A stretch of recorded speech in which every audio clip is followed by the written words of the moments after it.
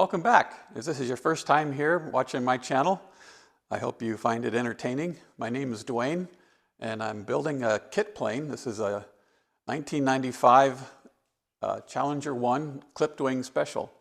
I acquired this kit from another gentleman who started it, like I said, 1995, and I picked it up about a year and a half ago, and I've assembled a lot of parts, and I've started construction on it about a month ago, doing my part. And so far we've taken out all the old wiring, and we've taken out the old panel, cleaned up the gauges, and this time we're going to be putting those gauges into the new panel that I received, and get as much of that done as we can.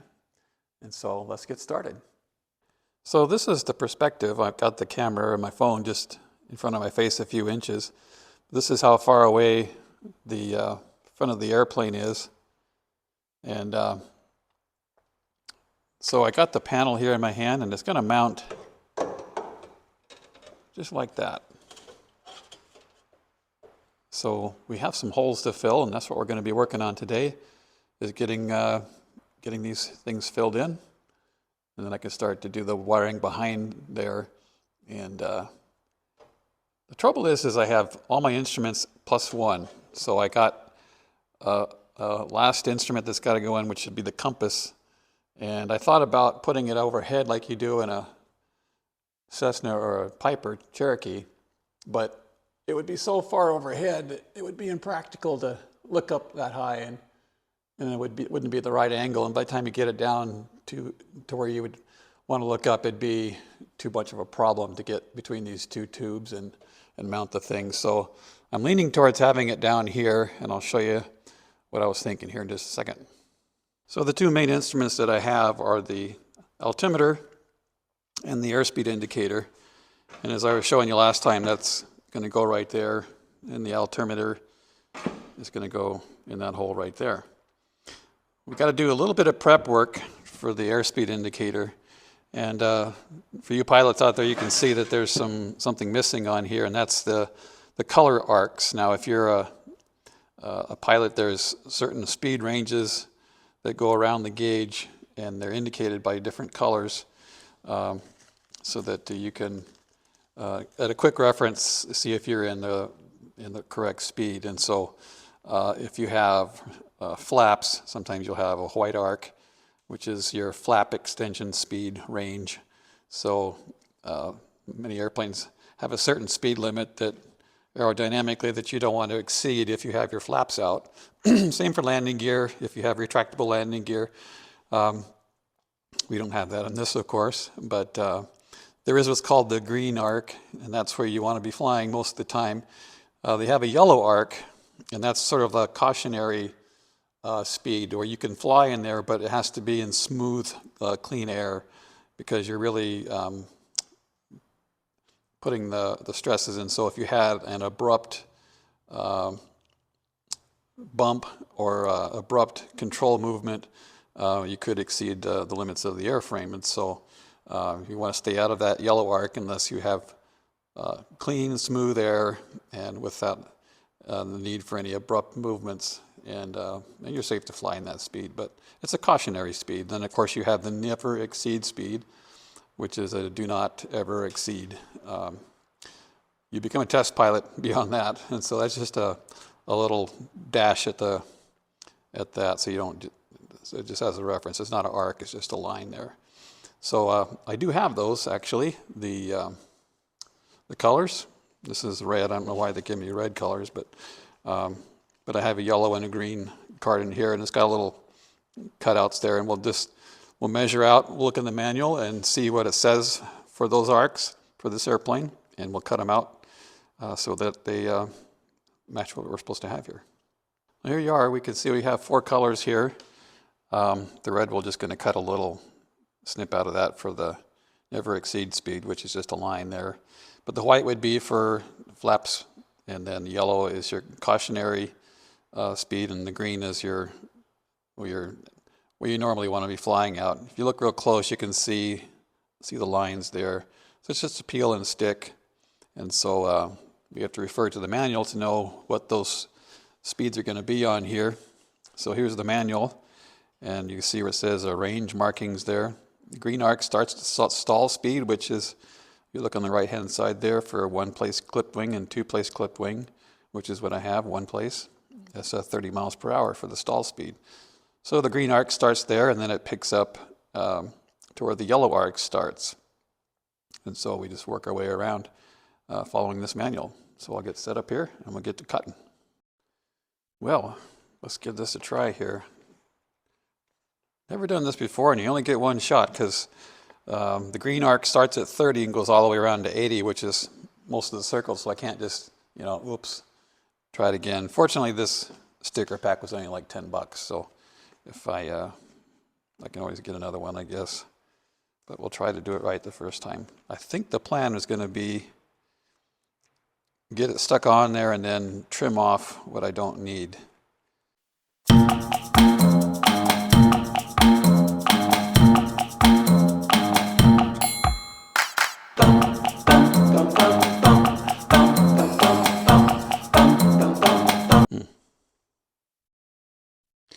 Get my fingers stuck all over this, and it's not going to want to stick.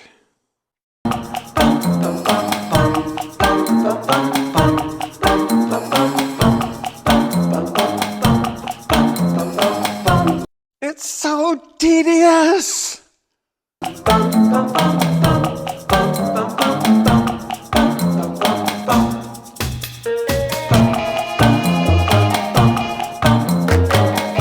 Breathe in, breathe out.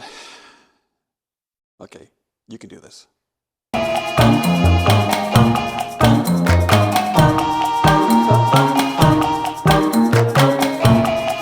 It's just a sticker!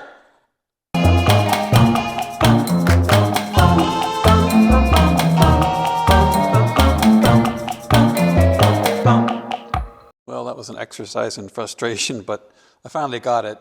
As you can see, we got the green arc going from 30 to 80, then the yellow arc from 80 up to 110.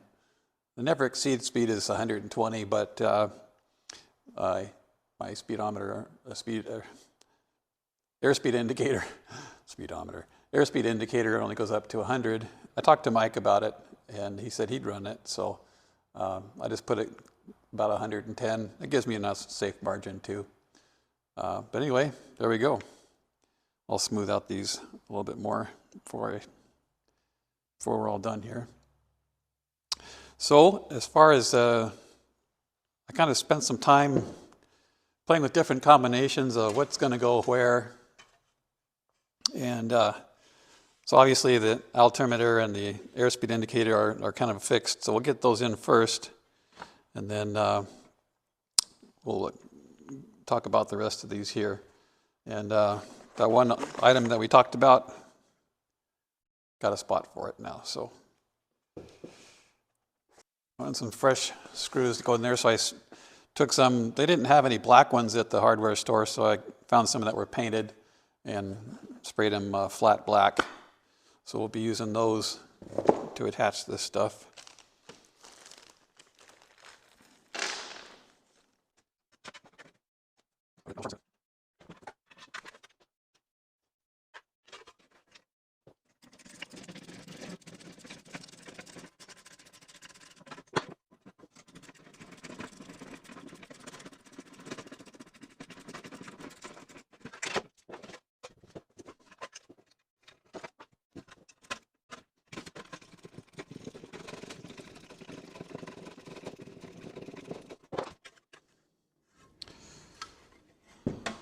I just got to thinking here.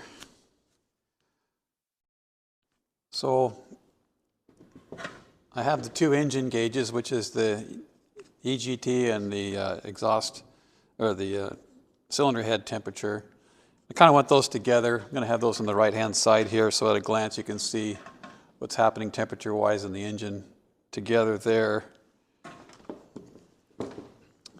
RPM, we go on the other side, and it'd be associated at a glance between your airspeed and your RPM. And you know, as far as performance, instruments would be, you know, closer at a glance there. So going to put that one there, so that would leave the fuel there. I don't have the fuel gauge yet. It's coming shortly, so that'll go there. So in the middle here is going to go the AV20 control head, and that being navigational in nature, that goes in behind like so. So that'll look really slick there. But what I don't have a slot for is the compass. And there's not a lot of real estate here to be drilling another hole the size of one of these. And normally you would go where the AV20 is going, and that would give you your compass location. But can't have both in the same spot. So thinking about that, one of the things that I'm thinking about doing is mounting it just below, in which case I would have to trim a little bit of a circle there and 2 holes for these top 2 screws, and mount it, like so. And that wouldn't look too bad, I don't think. I would just have to secure the back side so there's no weight there. But I got to thinking I might need to do that before I get too far along here, putting gauges in. So I got to put it in the drill press with the hole saw and drill that out. I don't want to have other instruments in the way here. So I may have to take this airspeed indicator out and take care of that. But I want to finalize that decision before I do that.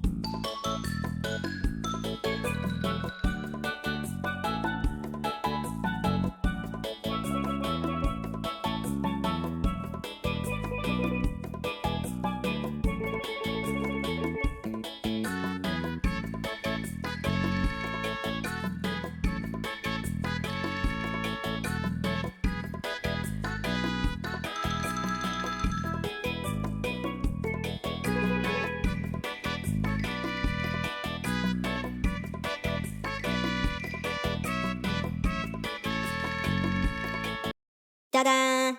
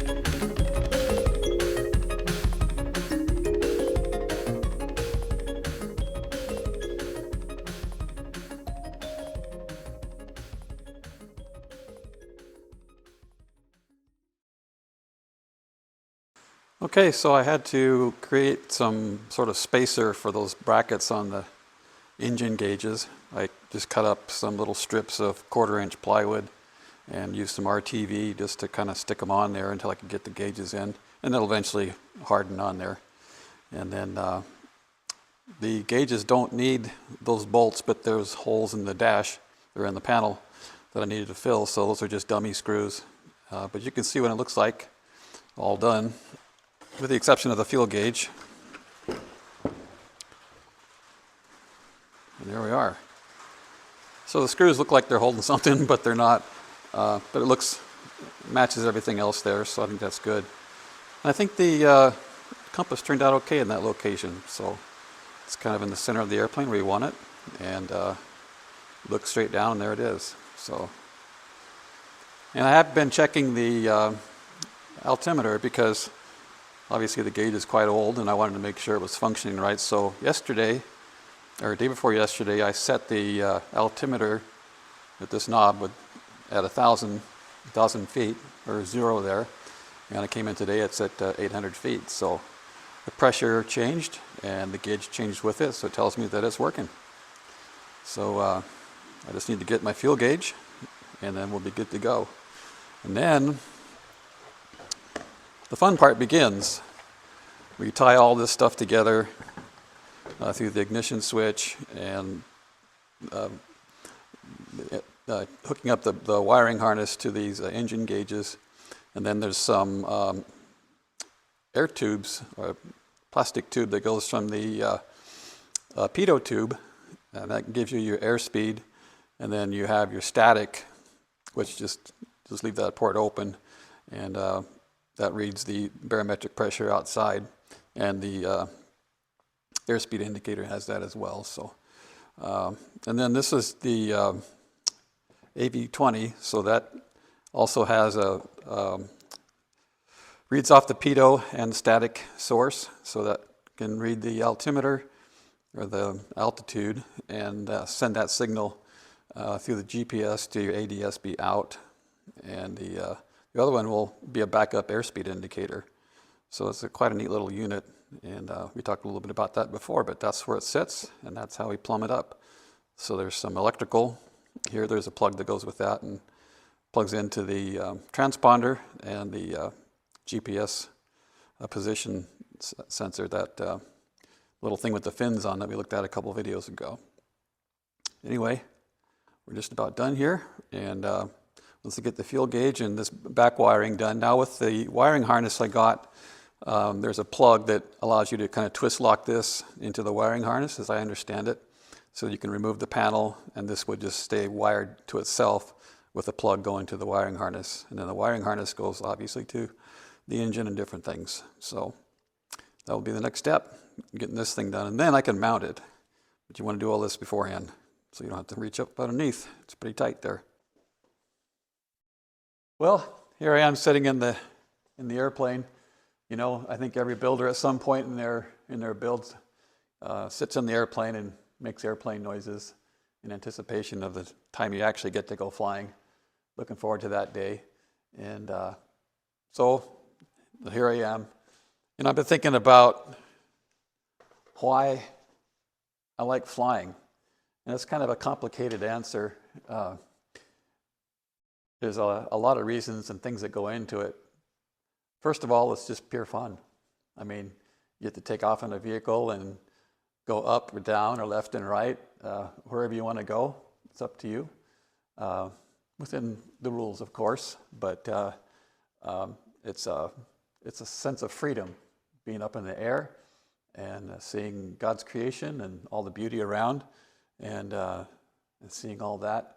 It's a perspective you don't get anywhere else, and that's kind of the main reason. But there's another reason too, and there was an article in Sport Aviation this month, and it kind of struck me. It was Mr. Grog writes a monthly article in there, and he teaches people how to fly tail draggers.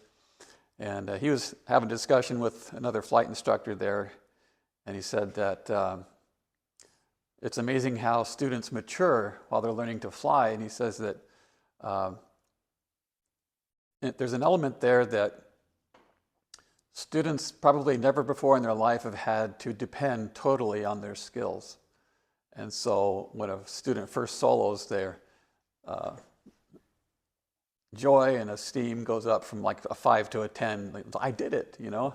And so there's that satisfaction of accomplishing something, learning a skill, and a skill that your life depends on. I think mountain climbers might have an element of that too. You see a mountain, and is it safer to stay on the flat ground? Sure. Sure it is. But there's no reward with that either. But if you climb and you're successful in making the summit on a mountain, you have the satisfaction and perspective and a view that few ever get to see.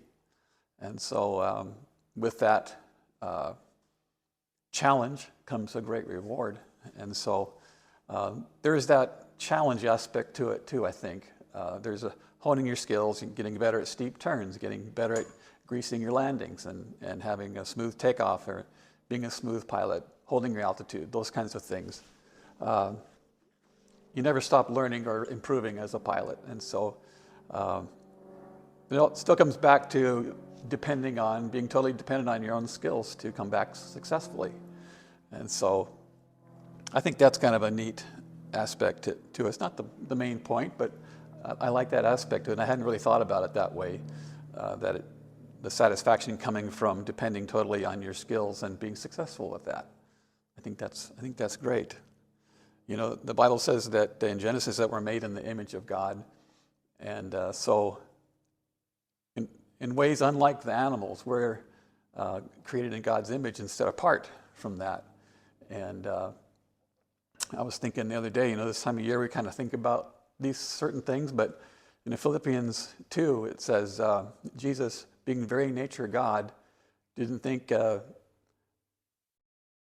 his equality with God being something to take full advantage of, and he found himself, he emptied himself, humbled himself, and became a man, born into this world, and humbled himself even to death on the cross.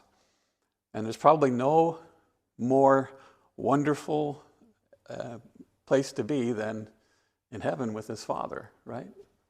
But he didn't hang on to that. He let that go and came to this earth to save mankind. And I'm glad he did that, you know. He took what was a very safe and comfortable place, came to a place that was a very dangerous place to save. And so the great reward, of course, is that he can bring others to be eventually in the Father's presence with him. I think that's a beautiful thing. And so might be a bit of a stretch that, you know, you leave the confines of earth in an airplane isn't like Jesus leaving heaven to come to earth. But I think there's some parallels there, that we take something that's comfortable and safe to do something that's not safe. And but the end result is a greater reward. And so I like that.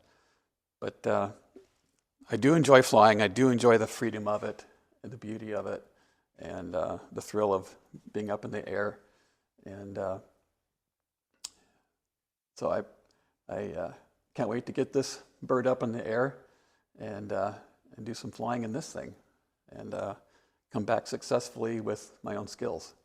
Not only as a pilot, but I guess as a builder too. So we're going to tackle some more wiring next time and get into the